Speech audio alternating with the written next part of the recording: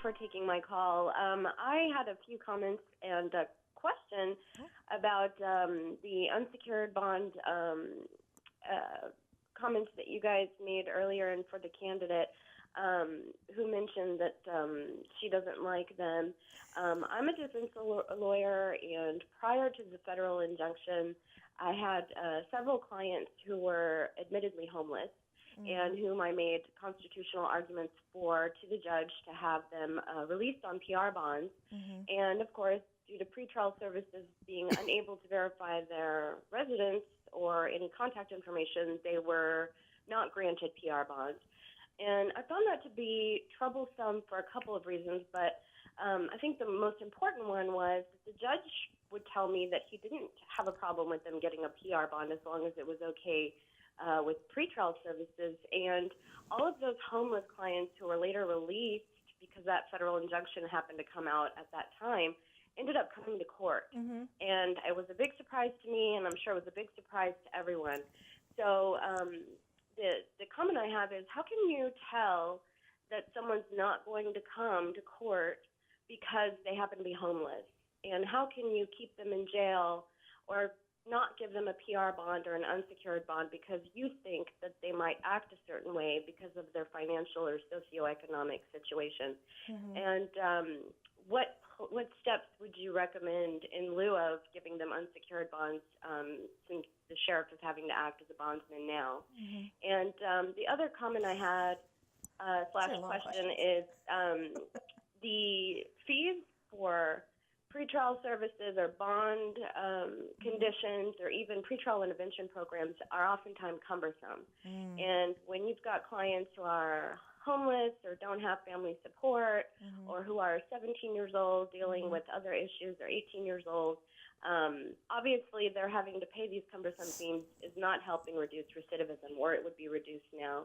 So what alternatives would you recommend in lieu of some of these conditions?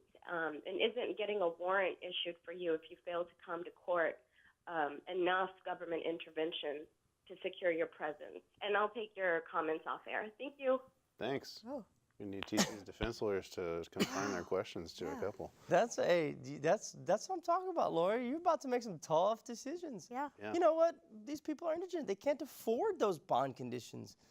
And just because someone's accused, as you know, don't mean they're guilty. Right. How are you going to balance that? So, yeah, that's tough. That's tough. That was a really good. I have also represented homeless people. I understand it's hard. Whenever I've had the chance, I've referred some of my clients to social workers who work for the public defender's office. Did you know our public defender's office had social workers?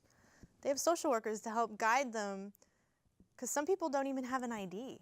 Right. So where do they go to get that? Because they need certain information. And it's nice to be able to say, okay, I've talked to the social worker, here are the resources that I can get for you. I don't think that just because someone is homeless, that person should have to remain in jail. It's 7:45, dude. Oh.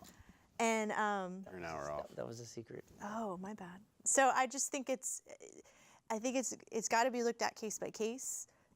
If a defense lawyer brings a homeless person in front of me and we need to talk about whether it's at a jail docket or a bond docket, to say these bond conditions are too cumbersome, can't afford them, what alternatives can we look at? I will definitely be open to exploring alternatives. Well, but I think that's the point, is that each case needs to be dealt with and looked at and dealt with on an individual level. And we shouldn't be trying to shoehorn everybody into one set of facts or circumstances or conditions. It's not a one-size-fits-all deal. It shouldn't be. And, and we can always sit here and we can always talk about, well, the homeless this and the homeless that. The reality is, if you walk up and down the halls of the criminal courthouse every day, it is not filled with homeless people who are coming to docket, okay? It's just not. That's, it's not there. Now, is that because they're in custody? Is that because they've been, what's the real story? But when you look out in the audience, okay, yes, you have a mix of people who are sitting there in suits who have clearly, you know, come from means, who are charged with DWI because they went out to some high-end club and got their stupid bottle service and got drunked up and decided to drive, you know, their car home. Or possession. Or possession of cocaine or possession of marijuana or whatever.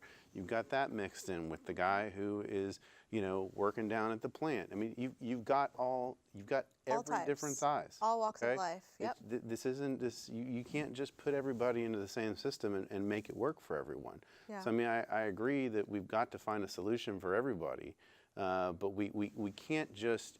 In my opinion, we always just want to go to the very worst case scenario and say, well, the whole system has to change because this person who's the very worst case scenario. And it's not like that. We're leaving out all the people in the middle. Right. You know, and that is what's happening across the board in our country today. We're worrying about the people at the top, and we're worrying about the people at the bottom, and everybody in the middle Where's the middle? being crapped on.